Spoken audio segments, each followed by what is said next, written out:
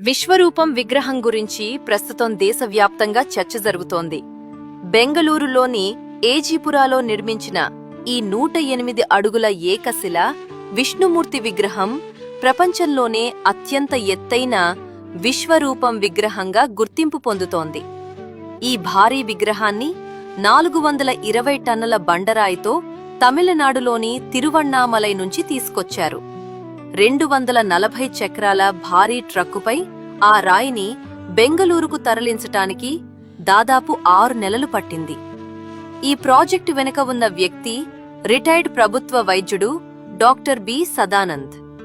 2010లో ప్రారంభమైన ఈ ప్రాజెక్టుకు మొత్తం సుమారు 2.60 కోట్ల రూపాయల వ్యయమైంది.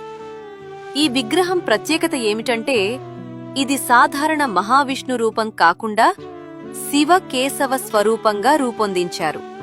ఇందులో మహావిష్ణు, శివుడు, బ్రహ్మ, స్కందుడు, వినాయకుడు, నరసింహుడు, ఆంజనేయుడు, గరుడు వంటి అనేక దైవ స్వరూపాలను ఒకే రూపంలో ప్రతిబింబించారు. ఈ ప్రాజెక్టును కోడంద రమస్వామి టెంపుల్ చారిటబుల్ ట్రస్ట్ పర్యవేక్షించింది. హిందూ సమాజంలో ఐక్యతను పెంపొందించడమే ఈ విగ్రహ నిర్మాణం వెనుక ప్రధాన ఉద్దేశమని నిర్వాహకులు తెలిపారు.